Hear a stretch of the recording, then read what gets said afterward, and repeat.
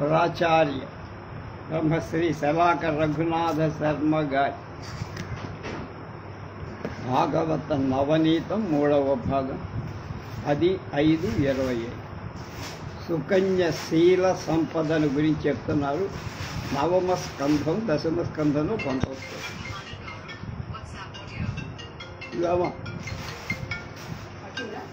భావానికి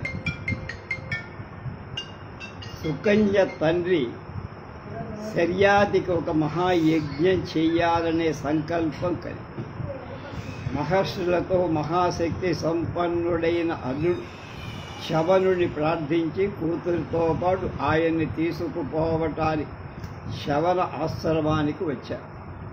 ఆయన తన బిడ్డ ప్రక్కన ఎవడో కుర్రకుంక ఉండటం కనపడి ఆ పిల్లవాడు సూర్య తేజస్సుతో వెలిగిపోతున్న తన అల్లుడే కాడే, తన తనయ్యవాడి సరసం ఉండేది అని శంకకి జుగుప్స కూడా గుర్తుకొచ్చి సుకన్య తండ్రికి గౌరవ మర్యాదలు చక్కగా చేస్తాం.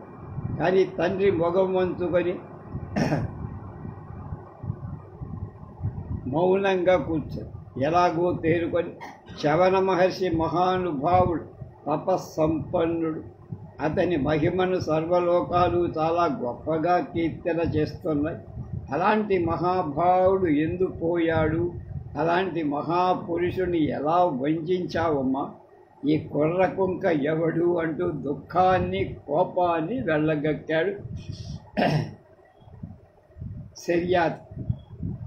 తగవే ధర్మమి శీలమే కులజవై దర్పించి మోదింపనా జగదారాధ్యుడు పుణ్యశీలు తపసి సాధ్వీ మనస్సమ్మకున్ మగనిన్ మాని భుజంగు బొంద తగునే మానంబు పాటింపగా తగదే దుర్గతి త్రోచితే కఠినవై తండ్రిన్ పతిన్ కూతురా అని పెద్ద పోతన గారి చక్కని పద్యం ఆవించారు.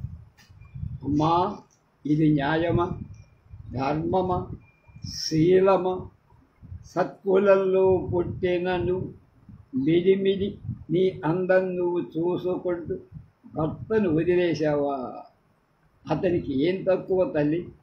జగత్తులకు ఆరాధ్యుడు, పుణ్యశీలుడు, తాపసి, సాధ్వి అయిన ఇల్లాలి మనస్సుకు సమ్మతమైనవాడు. అలాంటి వాణ్ణి పతిగా పొందడానికి ఎన్ని జన్మలో ఎంతో పుణ్యం కలిసి ఉండాలి. అలాంటి వాణ్ణి కాదని మానాన్ని మంటలో కలిపి ఈ వితుని వెంబడపడటం నీ వంటి దానికి తగుతుందా అమ్మా? ఈ పాపం నిన్నే కాదు, నిన్ను కన్న నాది కూడా, నీ తండ్రిని, ఈ మహాత్ముడ మగనిని కూడా పాపకూపంలో పోసేసింది కదే పాపిస్తిదానా అన్నారు. పడుతూ మగడైతే ఇల్లాదిని ఇదో విధంగా కాపాడుకుంటాడు. ముసలి మగనికి భార్యారక్షణ సామర్థ్యం ఉండదు కదా అని అదనంగా తీసుకొని ధర్మ మార్గంలో పెళ్లి చేసుకున్న మగడిని గెంటేసి రంకు మగడితో కులుకుతున్నావు అని తండ్రి నిప్పులే చెరిగారు. తండ్రి పలికిన తప్పుడు మాటలని సావధానంగా విన్న ఆ పరమ పతివ్రత లలామ చిరునగవు బిగువు చిన్నమైన తరిగిపోకుండా చూసుకుంటూ తండ్రితో ఇలా అన్నారు.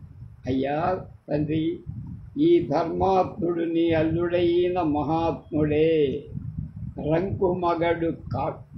నేను త్రికరణ శుద్ధితో ఆరాధించుకుంటున్న ఆయన ధర్మపత్నిని. అతన్ని జరిగిందంతా వివరించి చెప్పి శర్యాది సంగతి తెలుసుకొని అపోహలను తొలగించుకొని ఆనంద బాష్పాలతో కూతుర్ని అల్లుడిని సకల మర్యాదలతో తన ఇంటికి తీసుకుపో శర్యాది యాగ నిర్వహణ. శవన మహర్షి పత్ని సహితుడై మామగారి యాగం చేయిస్తుంది. ఒక పాత్రలో సోమరసం అశ్విని దేవతల భాగంగా తీసుకొని తన తపోబలంతో ఆహ్వానించి సమర్పించాడు. దేవేంద్రుడికి కోపం వచ్చింది. కసితో మహర్షి మీద వజ్రాయుధం ఎత్తాడు. చవన మహర్షి తన తపశ్శక్తితో ఆ వజ్రాయుధం ఇంద్రుడి భుజం మీదే పడేట్టుకుంటారు. జగత్తులన్నీ ఆశ్చర్యపోయి, అంతకు ముందు యాగభాగం మాకు లేదే అని తెగలు దిగులు పడి ఉన్న అగ్ని దేవత శవన మహర్షి సామర్థ్యం వల్ల సోమయాగం లభించింది, సోమభాగం లభించింది. సుకన్య పాతివ్రత్య మహిమ కూడా అందులో సహకరించింది. శర్యాతి వంశం రేవతి వివాహం. శర్యాతి మహారాజుకు ఉత్తాన బర్హి, అనర్తుడు, భూరిసేనుడు అనే 3 కొడుకులు పుట్టారు.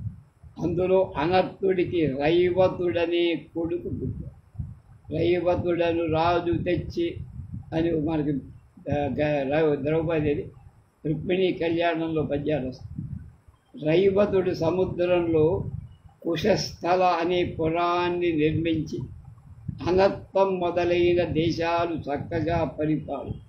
అతనికి కకుద్మి మొదలైన 9 కుమారులు జన్మించి, ఈ కకుద్మి తన బిడ్డ రేవతిని తీసుకొని ఆమెకు తగిన భర్త ఎవరు అని తెలుసుకోవటానికి నేరుగా సత్యలోకానికి వెళ్ళి బ్రహ్మదేవుణ్ణి అడిగారు.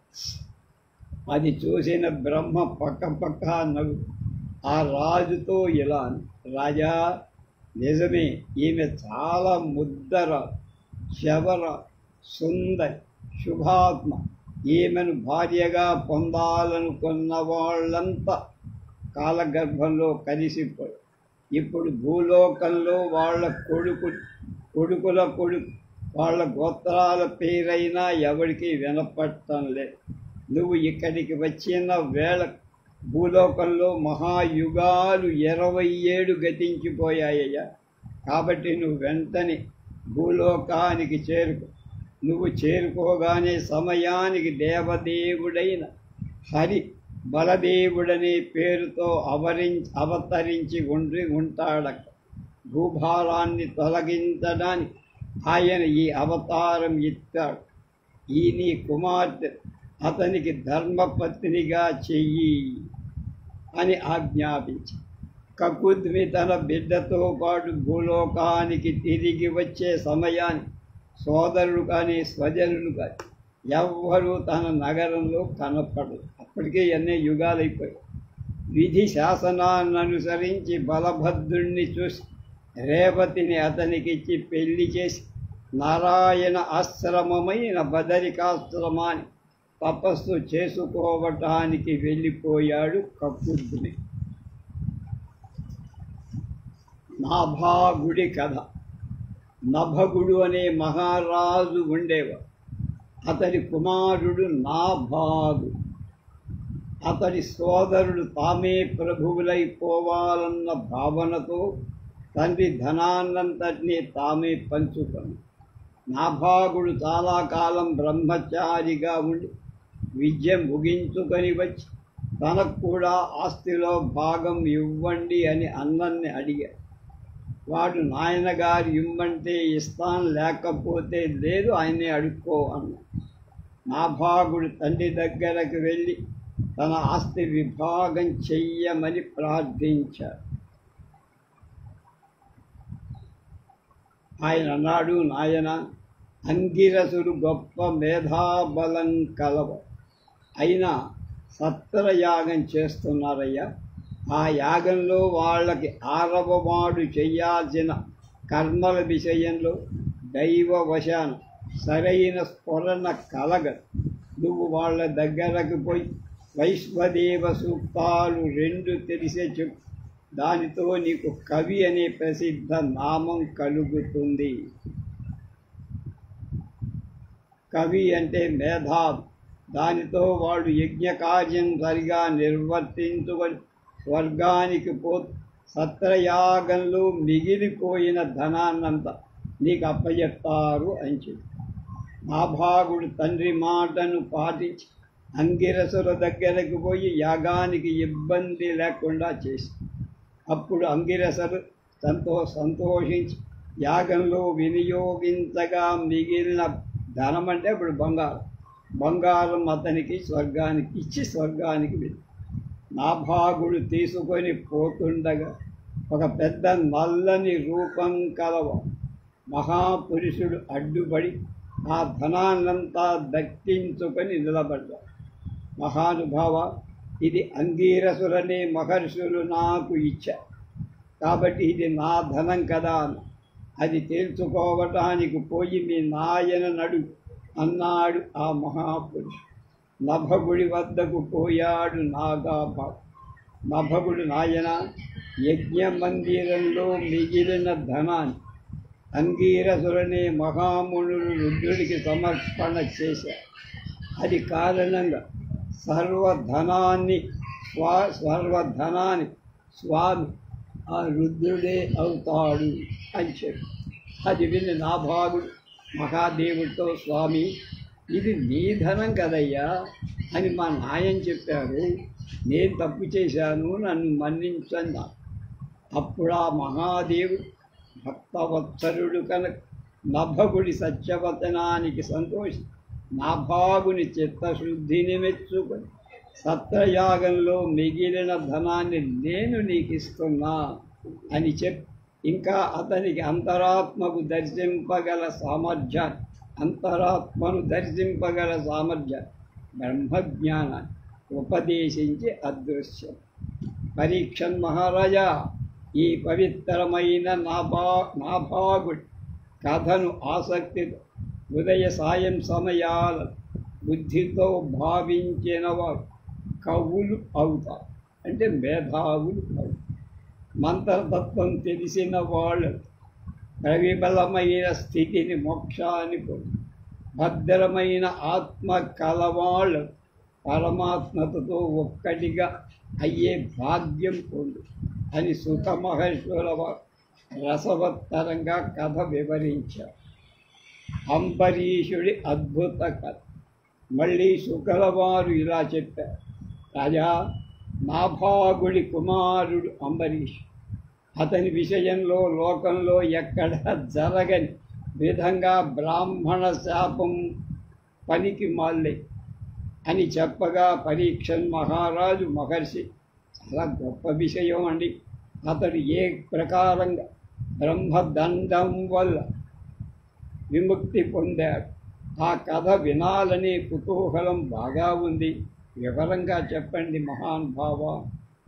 శ్రీ శుక మహర్షులు పరీక్షిత అంబరీష ఉపాఖ్యానం వివరించడం, సప్తద్వీప విశాల భూభరం దోస్తంబంబునంబూని సప్రాప్త శ్రీయుతుడై మహావిభవ సంపచ్చాతురిన్ కలి దుర్వ్యాప్తించంద వైష్ణవార్చనల మేరన్ కాలమున్ పుచ్చుతు సుక్తిన్ పొందక యుక్తి సద్గుణ గరిష్ఠుండు అంబరీషుండు ఇలన్.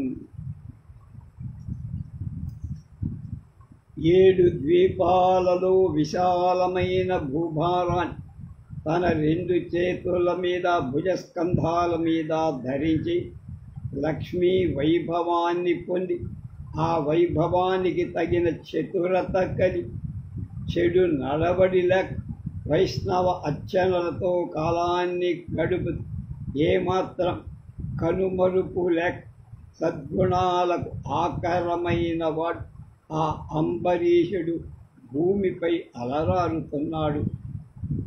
చిత్తంబు మధురుపు శ్రీపాదములయన్ పలుకులు హరిగుణ పఠనమన్ కరములు విష్ణు మందిరమర్జనములందు శ్రవణములు హరికథా శ్రవణమంద చూపు గోవింద రూప వీక్షణమంద శరము కేశవ నమస్కృతుల ఎంద పదములీశ్వర గేహ పరిసర్పణముల ఎంద కామంబు శక్తి కైంకర్యమం అంగమచ్యుత జనగణ గంగమంద గ్రాణం అసురారి భక్తాంగ్రి కమలమంద రసన తులసీదళములంద రతులు పుణ్య సంగతుల ఎంద ఆ రాజ చంద్రమున అంబరీషుడు రాజులలో ఉత్తమోత్తమైనది. అంతేకాదు భక్తులలో కూడా భద్రస్థానం కలదు. భక్త రాజులలో కూడా భద్రమైన స్థానం. అతని అవయవాలన్నీ హరి ఆరాధనలు పరవశించిపోతూ మనస్సు ఎల్లవేళ మధుసూదరుడిలోనే నిలిచి ఉంటుంది.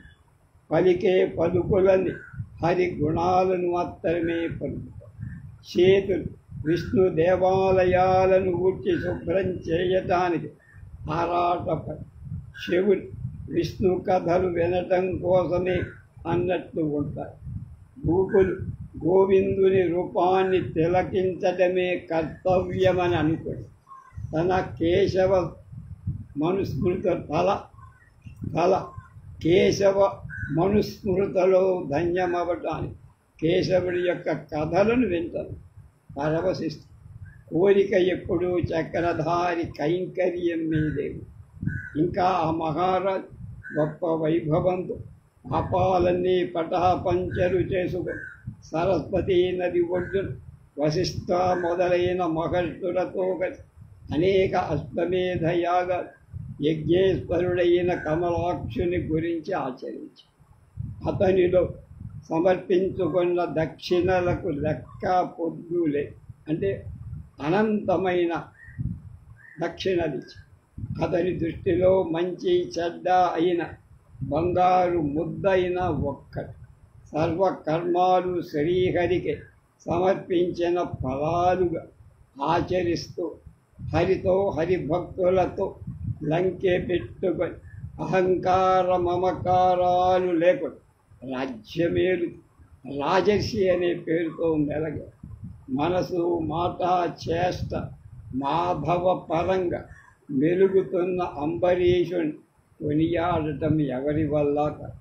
అతనికి ఈహమాని హరులందు కరులను ధనములందు కేలివనములను పుత్రపుత్రులందు బంధుమిత్రులయందు పురమునందు అంతిపురమునందు. మాకు ఎప్పుడో 10వ తారీఖు 10వ తారీఖుతో అదే ఎస్ఎల్జీలోనూ ఇది పాఠ్యాంశంగా వస్తు వాహనాలలో ధనాదులలో కొడుకులలో చుట్టాలలో పురం మీద అంతఃపురం మీద ఏ విధమైన మమకారం లేకుండా కేవలం తామరాకు మీద నీతి బొట్టులా అంటకుండా ప్రపంచానికి బతుకు. అలా ఉండగా అతని భక్తి తత్పరతకు మెచ్చి పురుషోత్తముడు పగవారిని రూపుమాపే తన వారిని ఆదుకునేది కాపాడేది ఏ లోకంలో ఎదురు లేనిది తన సుదర్శన చక్రాన్ని ఆయన దగ్గరే ఎవరు ఈ అంబరీషుడి దగ్గర ఉంచి తన లోకానికి అంటే అతనికి సాక్షాత్ విష్ణుత్వాన్ని అనుగ్రహించారు.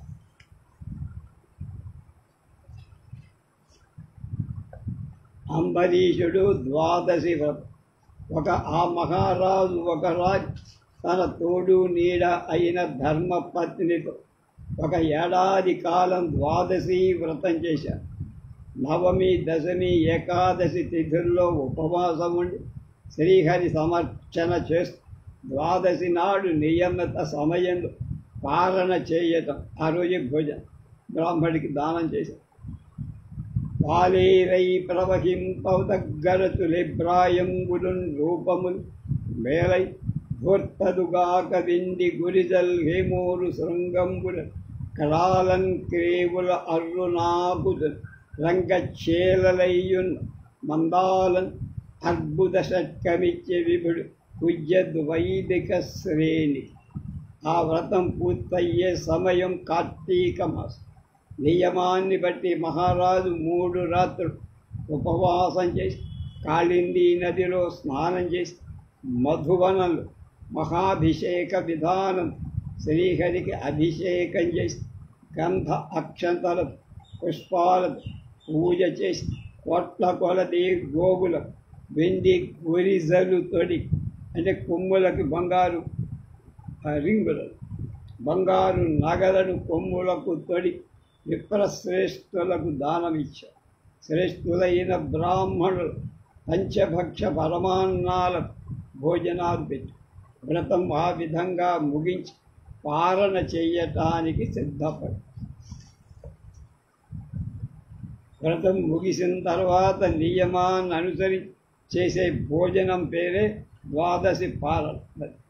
దుర్వాస మహర్షి రాక ఆ సమయంలో ఆయన దగ్గర దుర్వాసో మహర్షి వచ్చి వేద విద్యలన్నింటిలో ఆరితేరినవాడు, గొప్ప తపస్సంపదతో అలరారేవాడు, యోగాభ్యాసంతో దేహాన్ని అదుపులో ఉంచుకున్నవాడు, సూర్యుడిలా విరాజిల్లేవాడు అయిన దుర్వాసో మహర్షి అంబరీషుడు ఎదురుగా వెళ్ళి గౌరవంగా మేలు తీసుకొచ్చి గద్దె మీద చక్కగా కూర్చోబెట్టి పూజలు చేసి క్షేమ సమాచారాలన్నీ తన ఇంట భోజనం చెయ్యాలని ప్రార్థించి నమస్కరించి సపర్యలతో మహర్షి సంతోషించి భోజనానికి ఒప్పుకున్నాడు. నిర్మలమైన కాళింది జలంలో స్నానం చేసి వస్తానని చెప్పి నదికి వెళ్ళి అక్కడికి చేరుకున్న తరువాత స్నానం చేస్తూ పరమ ధ్యానంలో మునిగిపోయి రాజుగారి ఇంటికి రావటానికి ఆలస్యం. ద్వాదశి ముగిసిపోయేదాన్ని అర్ధముహూర్తం మాత్రమే సమయం ఉంది. ఇది ముగియక ముందే అతిథికి భోజనం పెట్టి తాను భుజించాలి, లేకపోతే వ్రత ఫలితం దక్క. అంబరీషుడికి ఇది ఒక అగ్ని పరీక్ష. ధర్మ సూక్ష్మాలు తెలిసి విద్వాంసులను పిలిపించయ్యా, ఈ సమస్యకు మీరే పరిష్కారం చెప్పాలి. ఇలా అన్నారు. అతిథికి పెట్టకుండా గృహస్థు భోజనం చేయకూడదు మహారాజా. వ్రత సంబంధంగా ద్వాదశి గడియలు ముగిసిన తరువాత భోజనం చెయ్యటం వల్ల వ్రతభంగము. అటువంటి సంకట పరిస్థితులు ఒక చిన్న విసులుబాటు ధర్మం కూడా. నువ్వు బుద్ధిగా నీళ్లు పుచ్చుకుంటే పాలన చేసినట్టు భోజనం చేసినట్టు. దానివల్ల అతిథికి పెట్టకుండా అన్నం తిన్న దోషమేం కలగదు అని ధర్మ సందేహాన్ని తొలగించి అప్పుడు ఆ రాజర్షివరేణ్యుడు శ్రీహరి స్మరణ చేసి నీరు పాలన చేసి తపస్సి రాసపోహం ఎదురు చూస్తుంది. దుర్వాసుడి కోపాలు. మహర్షి యమునలో స్నానం చేసి జపాలు ఉదయరా ముగించుకొని ద్వాదశి గడియలు దాటిన తర్వాత రాజగృహానికి వచ్చి తపశక్తితో రాజు భోజనం చేసినట్టుగా అర్థం చేసుకుంది. నీరు పాలనం చేయటం కుడిచినట్టు కాదు, పొడవనట్టు, తిన్నట్టు కాదు, తినకుండా ఉన్నట్టు. దానికి తోడు గోడలంతా కోపంతో అదిరిపో. దానికి తోడు కడుపులో మంట, ఆకలి మంట అల్లలాడిస్తారు. అక్కడ ఉన్న వాళ్ళందరినీ చూశారయ్యా, ఈ రాజు దుశ్చేష్ట సంపద మదంతో వీడు ఉన్మత్తుడయ్యా, క్రూర బుద్ధి కలిగాడు, దురహంకారంతో కార్యాకార్యాలు తెలియని వాడయ్యా. వీడు నిజమైన విష్ణు భక్తుడు కాడు. నన్ను భోజనానికి రమ్మ కాళ్ళా వేళ్ళా పడి ప్రార్థించి నాకు పెట్టకుండా తిండి తిన్నా. ఇది ధర్మభంగం, ఇది పాడు పని, సుస్థానిపు. వీడిని ఎవడు రక్షిస్తాడు అని ఒక శపథంలాగా సవాలు చేసి పెటపెట బండ్లు గీడు భీకరుడై కనుగ్రేవ నిప్పుకల్ పొట్ట పొట్ట రాల గండముల పొంగ మునీంద్రుండు హుంకరించు జత మొదలంతగా బెరి చక్కన దానన కృత్య ఆయుధోత్కట బలమానహస్తుడై కొనరించిన నయించే రాజు. పళ్ళు పటపటా కొరిగా, కళ్ళ నుండి నిప్పు కణికలు రాలుతున్నాయి, బుగ్గలుబ్బిపోయాయి, హుంకారాలు చేస్తున్నాడు. తల నుండి ఒక జడ కర్రున లాగేశాడు, కృత్యను ఆవాహన చేశాడు. అతి కఠినమైన ఆయుధాలు దానికి వచ్చేట్టు చేశాడు. అంబరీషునిపై ఒక్క పెట్టున దాన్ని ఆ కృత్యను వదిలాడు. కృత్య కాలాగ్నిలా మండిపో, చేతిలో శూలం యమదండంలాగా నిప్పులు చెరుగుతాం.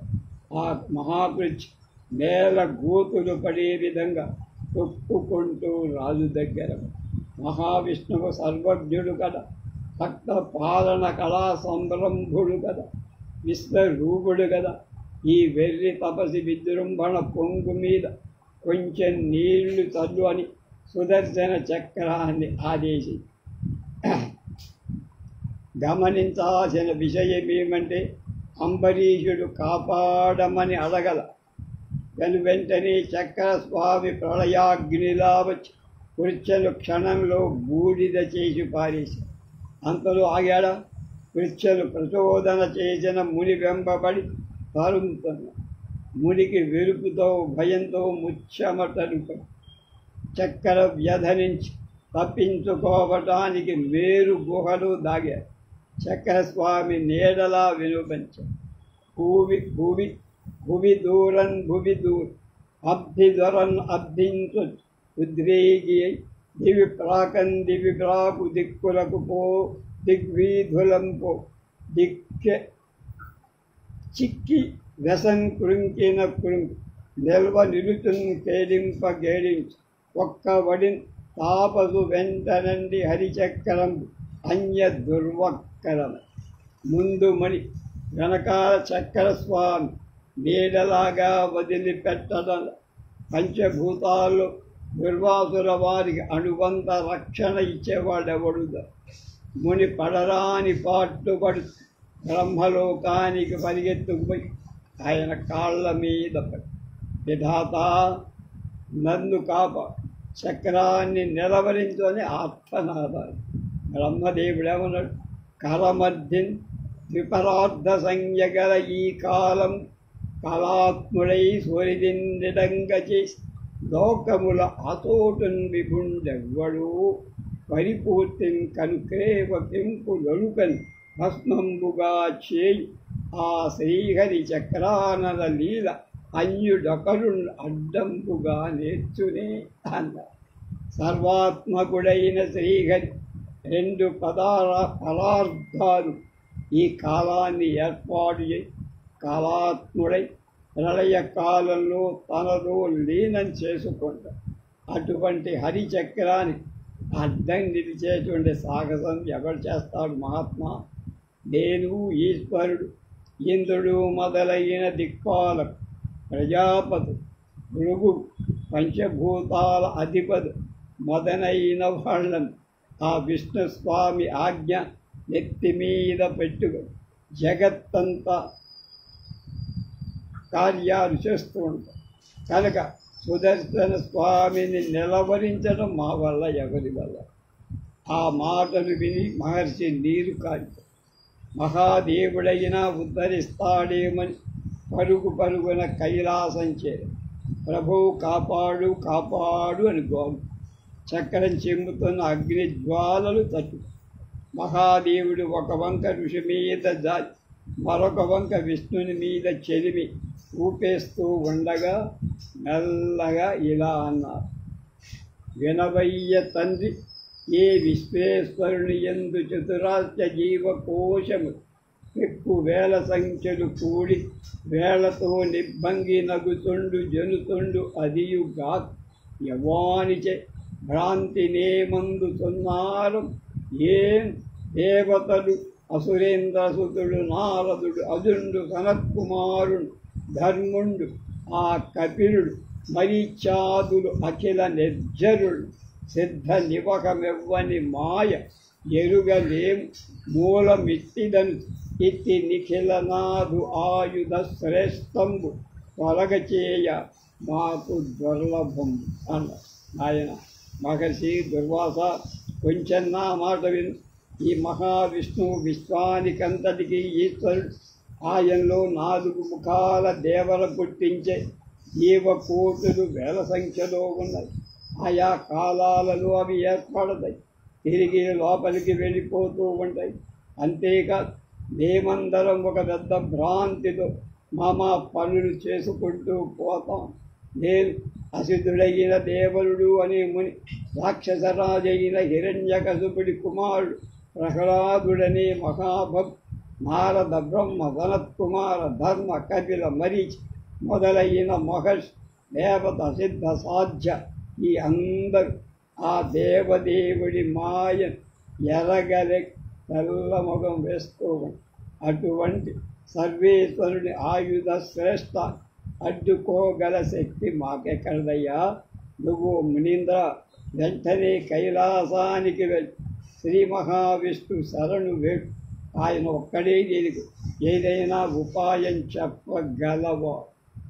దుర్వాసుడు విష్ణువుని ఆశ్రయించి ఈశ్వరుడి దగ్గర ఆశలు అడుగంటాయి. బ్రహ్మ ముందే చేతులు ఎత్తేశాడు. మహర్షి మరింత ఉద్వేగంతో ఆ వైకుంఠములోని భర్మమణి సౌభాగ్యంబుపై లక్ష్మిదా క్రేవల్ మెల్లన నర్మభాషములను క్రీడింప పుణ్యున్ ఖరిన్ దేవాధీశ్వరు కాంచి ఓ వరద, ఓ దేవదేశ, ఓ భక్త రక్షా విద్యా పరతంత్ర మానుపగదే చక్రానలజ్వ. వైకుంఠంలో స్వామి లోకజనని లక్ష్మీదేవి సరస సల్లాపాలు ఆడుకుంటూ ఆనందమూర్తిగా తేజరు. నాయన పరమ దయాళువు కల మహర్షి ఆత్మనాదాన్ని ఆదరంగా విన్నారు. మొట్టమొదటగా మహర్షి వరదా అని సంబోధించి తనకు ప్రాణదానం అనే వరం అనుగ్రహించవలసి. దేవేశాలు దేవదైన విష్ణు రుద్రాదులు కూడా నువ్వే దేవుడంటున్నారయ్యా, కనుక నువ్వు ఒక్కడివే కాపాడాలి. కనుక భక్త రక్షా విద్యా పరతంత్ర అని స్వామి ఆర్తత్రాణ పరాయణత్వాన్ని ప్రకటించి తనను రక్షించడం నీకు సమ్మతమైన విషయమే అని విన్నవించి చక్కని నుండి వెలువడి అగ్నిజ్వాలను మాంసవయ్యా తండ్రి అని దీనంగా అసలు విషయం స్వామికి నీ మహామహిమార్ణవంబు తుది నిక్కముగా ఎరుంగలేక నీ ప్రేమకు వచ్చు దాసులకు కించు ధనంబున ఎగ్గు చేసి నా మరపు సహింపుమట నారకుండైన మనంబులో భవన్నామము చింత చేసిన అనంత సుఖస్థితి చందకుండునే అన్న. సర్వలోకేశ్వరేశ్వర నీ మహిమ ఒక అంతు పొంతు లేని సమయం. దాని నిజస్వరూపం తెలియక నీకు ప్రేమాస్పదుడైన భక్తుడికి ద్రోహం చేసి నువ్వు సహించు. ఎంత ఘోర పాతకాలు చేసిన వాడైన మనస్సులో నీ నామాన్ని స్మరిస్తే అనంతమైన సుఖస్థితిని పొందుతాడు కదా అని దుర్వాస మహర్షి స్వామికి సాష్టాంగ దండ ప్రణామం చేసి నేల మీద పడి ఇలానే ఉండిపోయి విష్ణువు హితబోధ. అప్పుడు స్వామి శ్రీహరి చలమున బుద్ధిమంతులకు సాధులు నా హృదయంబు లీలకు దొంగిలికొని పోవుతుంది. అఖిల్ విషభక్తి లతాచయంబులన్ నిలువగంగ పట్టి కట్టుదు నేరుపుతో మదకుంభి కైవల్ వలలకు జిక్కి భక్తజన వత్సరతను చెరుతుందు తాపస. మహర్షి నేను స్వతంత్రుణ్ణి కాదయ్యా, అస్వతంత్ర. బుద్ధిమంతులైన సాధుజనం పట్టుదలతో నా హృదయాన్ని దొంగిలించి లీలగా తమతో కట్టేసి తీసుకుపో. పాప స్పర్శలేని భక్తి అనే లతలని మోకులతో నన్ను తమ దగ్గర కట్టేసి పడేస్తా. నేను వారి విషయంలో వలలో చెక్కిన మదగజంలాగా పడి ఉంటా. ఏం చేయలేదు. నా యందు పరమ భక్తి కలవాడు నా మీద ఈగను కూడా వాలనీయదు. నా భక్తులకు నేను పరమగతి. ఆవు వెంట ఆనందంతో గంతులు వేసుకుంటూ పోయి లేగ దూడలాగా నేను నా భక్తుల వెంట పడిపోతూ ఉంటా. మరొక్క మాట విను. నా భక్తులు కొందరు దేహం మీద కూడా మమకారం లేకుండా ఉంది. అంటే 6 బిడ్డల మీద కూడా వాళ్ళకి చూపుడు ఉంటుందా అంటే ఉండదు. సంపదల పైన కన్నెత్తి చూడు. నన్నే కాదు వేరొక దాన్ని ఎరగరు.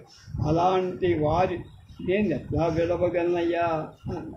తాపసోత్తమ 5 ఇంద్రియాల మార్గాల ద్వారాలు బంధించి నన్ను తమ హృదయాల్లో నిలుపుకొని నా భక్తులు నన్ను సేవిస్తూ ఉండి. సాధుల హృదయం నాది, సాధుల హృదయం నేనే, సాధువులెవరూ నేనే ఎర్రగాను. అలాగే నా చరిత సాధువులు మాత్రమే తెలుసుకో. సత్పర ఉత్తములైన విప్రులకు తపస్ విద్య అనేవి 2 మాత్రమే ముక్తికి సాధన. వినయం వివేకం లేని వాళ్ళకి ఈ 2 కీడు చేస్తాయి. నా తేజస్సు సాధు జనులలోనే వ్యాపించి అది వాళ్ళని కష్టపెట్టే వారి కత్తిలాగా నరికేసేస్తాడు. కాబట్టి బ్రాహ్మణోత్తమ దుర్వాస, నువ్వు వెంటనే అంబరీషుడి దగ్గరికి బ్యాక్ టు పెవిలియన్ పో, అతన్ని ఆశ్రయి. అతడు దయామయి, అపకారం చేసిన వాళ్ళని కూడా హక్కున చేర్చుకోగల గుణ సంపన్ను. అతన్ని శరణు. అంబరీషుని ఔన్నత్యం విష్ణువు అనుశాసనాన్ని తలదాచి దుర్వాసో మహర్షి అంబరీషుణ్ణి ఆశ్రయించాడు. అంబరీషుని మహర్షి మీద జాలిక వెనకడి దుర్వాసుని కోపాగ్ని అంబరీషుని హృదయం నుండి తుడిచిపెట్టుకుపో. అప్పటి ఆ మహర్షి శోకాగ్ని అతన్ని నిలువెల్లా శాంతామృత స్వరూపునిగా. అంతటి మహర్షి తన కాళ్ళు పట్టుకోబడు అతని గుండెలో అలజడిని సృష్టి ఎలాగో తేరుకొని మహర్షిని పూజ్యస్థానంలో శ్రీ సుదర్శన చక్ర స్వామిని ఇలా స్తుతించారు. త్వమగ్నిర్భగవాన్ సూర్యస్వం సోము జ్యోతిషాం పతి త్వమాపస్త్వం క్షితిర్వ్యోమ వాయుర్మాత్రేంద్రియాణి చ. వ్యాసుడు, సుదర్శన చక్ర రాజమా, నువ్వు జ్ఞానంతో పరిపక్వమైన బుద్ధి కలవాడు. కేవలం ఒక లోహంతో ఏర్పడిన సాధనంలాగా కనపడతావు. వాళ్ళకి నీవు అగ్ని రూపంగా, భగవంతుడైన ఆదిత్య స్వరూపంగా, జ్యోతుల రూపంలో మినుకుమంటే గోచరించే నక్షత్రాలు మొదలైన వాటి పాలకుడైన చంద్రుడి స్వరూపంగా కనిపిస్తుంది. అంతేకాదయ్యా,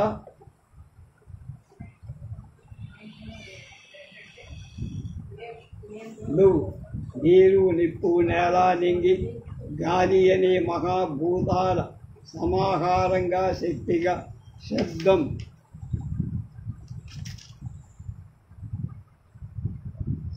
స్పర్శ, రూప, రసగంధాలనే పంచభూతాలు గుణాలు కలగలుపు తత్వంగా వాటిని పట్టుకొని జీవులకు అందించే చెవి, చర్మం, కన్ను, నాలుక, ముక్కు అని ఇంద్రియాల సముదాయ శక్తి స్వరూపంగా తెలియచేస్తాం. అంతేనా?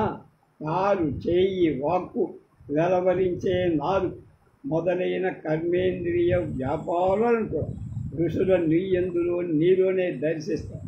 అంటే ఒక్క ముక్క చెప్పాలంటే నువ్వు ప్రత్యేకమని మరొక ప్రకృతి అని మరొక పేరు గల ప్రపంచానికి సూక్ష్మ స్వరూపం అయిన దానివి అని సుదర్శన చక్రాన్ని స్తుతించాడు. ఇప్పటిదాకా అనేక లోకాలు తిరిగొచ్చాడు కనుక అందరికీ విశ్రాంతి చేసి రేపు దీనికి పరిసమాప్తి ఏమిటో రేపు తెలుసుకో.